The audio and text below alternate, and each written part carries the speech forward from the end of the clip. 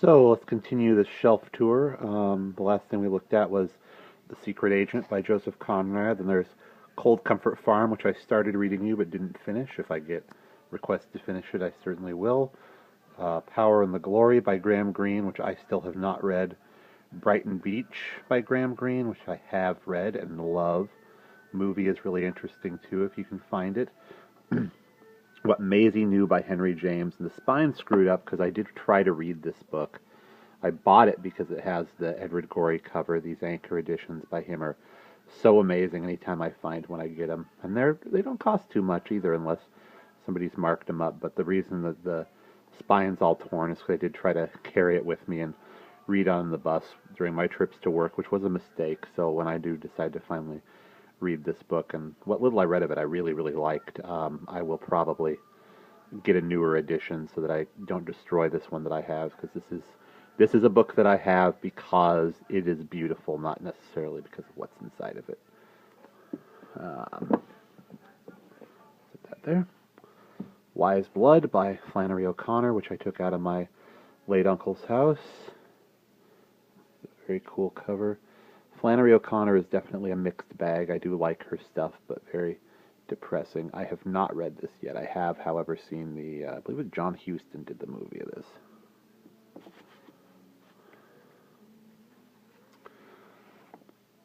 The Loved One by Evelyn Waugh with a Charles Addams cartoon on the cover. My uncle had a complete set of Evelyn Waugh, and this is the one that I kept. I already had a nice edition of Brideshead Revisited, which I will show you in another video, I imagine. Stowaway to Mars is found at a used bookstore. I have not read this because this is not quite the era of John Wyndham, who is one of my favorite writers, and I would love to read you all of his stuff on the channel eventually. This is before he kind of became who he was, so this is hard sci-fi as opposed to kind of the Twilight Zone-y stuff that he would write later on.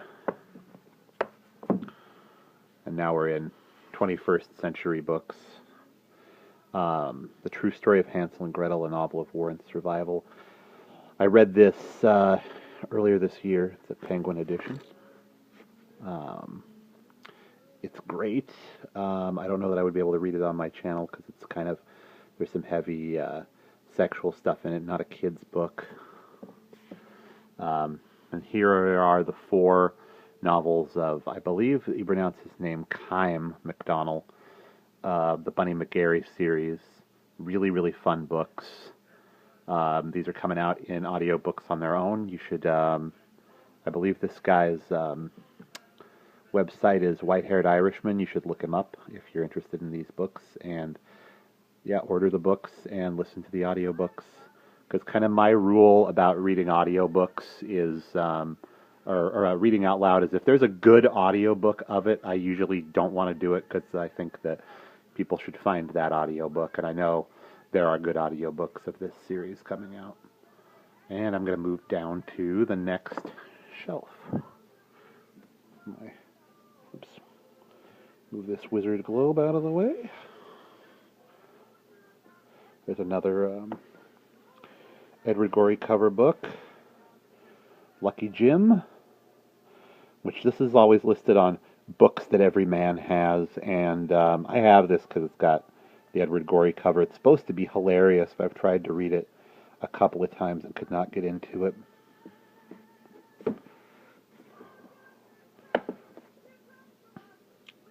Kassandra at the Wedding. This is another by Dorothy Baker. This is another one that came in the Classics and Comics set from New York Review of Books. So again, the boring but colorful spine.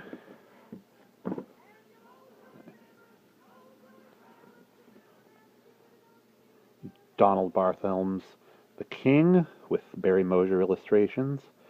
I'm going to read you as much Arthurian and stuff as I can. I don't know how appropriate this one is. The illustrations in this are amazing. The content is a little bit dull, so if I ever get into it and discover that there is something hidden in here besides, just good pictures, I will read it to you. And if you can't tell, they're investigating the front end of a train there. a John Bellairs that was from before the Johnny Dixon, Louis Barnevelt series. This is Face in the Frost, and I think I've read this all the way through, if I'm not mistaken. It's fun. It'll take me a minute to get to this because I want to read you guys all of the kids' books by him, and this is not really a kids' book. Not inappropriate, though, so it could turn up on the channel. Probably will, because I want to read everything John Bellairs. And if you were present for a little while, you saw my attempt to read Arthur Rex by Thomas Berger on the channel, which I love. This is a great book. It just isn't appropriate to be read on this channel because it is way too sexual. I forgot how sexual of a book this was. So, sneak it at the library, sneak it at a used bookstore. I can only tell you it's good. I cannot read it to you.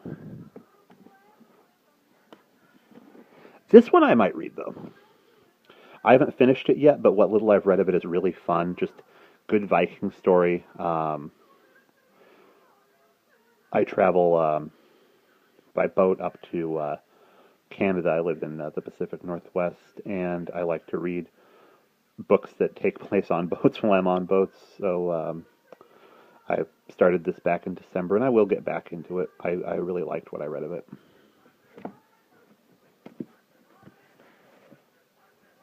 A Meaningful Life by L.J. Davis.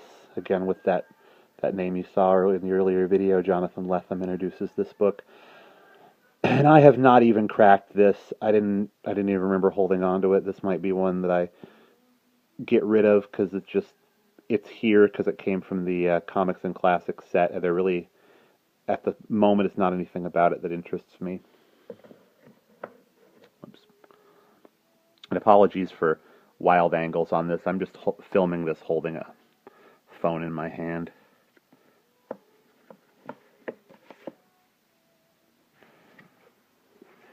Deadwood by Pete Dexter.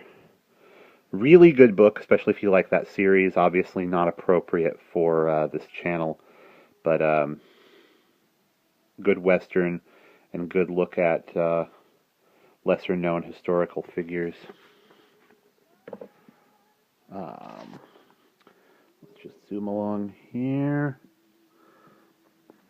This is one I've had forever and still haven't read. Your Turn to Curtsy, My Turn to Bow by William Goldman, who wrote The Princess Bride. I think he wrote this in the 60s when he was in his early 20s.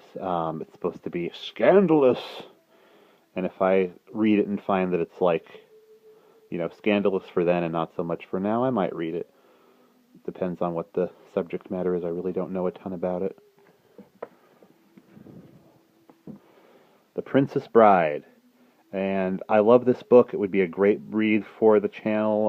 Not going to read it on the channel, though. There already exists good audiobooks of it. And it's one of those things that's like it's too popular almost to read. I just feel like I don't want to involve lawyers or anything. Quiet American by Graham Greene. Really beautiful edition. Love this book. Middle Passage by Charles Johnson, National Book Award winner. Really cool story of a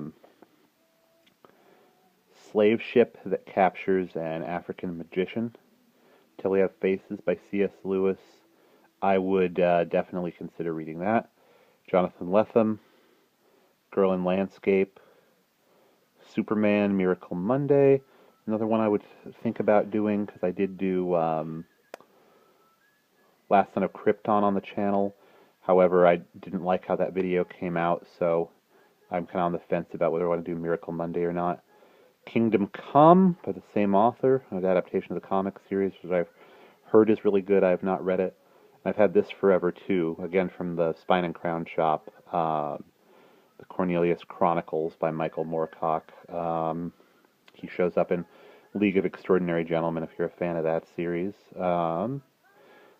The Third Policeman, which is another book I've heard great things about, but have never read all the way through. I've read some of it and like it. I think that's a Ronald Searle cover.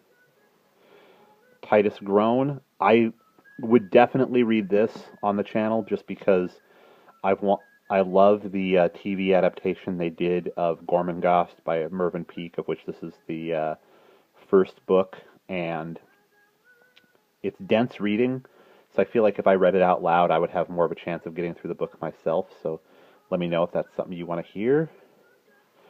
Set 1876 by Gore Vidal. I have not read that yet. It is at the top of my list to read. Day of the Triffids, I have read it, love it. This is my Jonathan Wyndham section. Out of the Deeps, I have not read it. Rebirth, which is really called The Chrysalids, which I would love to read you, even though there is a good audiobook probably on YouTube, so you can search that out now if you're very curious. I heard about that in Wizard magazine because somebody was like, this is where the idea for the X-Men came from, and there's definitely a case to be made for that. Midwich Cuckoos, I have not read. Trouble with Lichen, I'm pretty sure I have read. Margaret Atwood's Oryx and Crake. Julian Barnes' Sense of an Ending, another one from Out of My Uncle's Place. It's Superman by Tom DeHaven. Really cool book. I feel like it's a little bit too recent. The Road, which I love, even though it's very bleak. Oh, I should show you this. This is the Balkan So Brain. If you like my John Belair's videos, this is what Professor Childermass smokes. His Balkan So Brain. Plot Against America, which I have offered to read, a really good story about what would have happened if Lindbergh had become president of the United States, Charles Lindbergh, the pilot. And it's from a kid's point of view, so totally appropriate, even though it's Philip Roth. I would happily read that one. I still have not cracked this book, although I've heard nothing but good things. I can't even tell from the cover what the title is. Hang on. I talked about this in a book haul video. Firebird. Oops. Onto the floor it goes. But yes, I'd be very interested in doing that. And this one I tried to read some stuff out of the 50s. And I may try again just for some good nonfiction context. This is my roommate's clock. The Story of Art by E.H. Gombrich, which I would happily get into if I could figure out a better way to edit these videos and be showing you the paintings that are being talked about as I read about them. I had such a good time reading you guys his other book, A Little History of the World, that I feel like Story of Art would be a good companion. Shakespeare, The Invention of the Human, which is just essays about all the Shakespeare plays. Never Coming to a Theater Near You, about obscure movies. Biographical Dictionary of Film by David Thompson, which is a fantastic resource. I'm going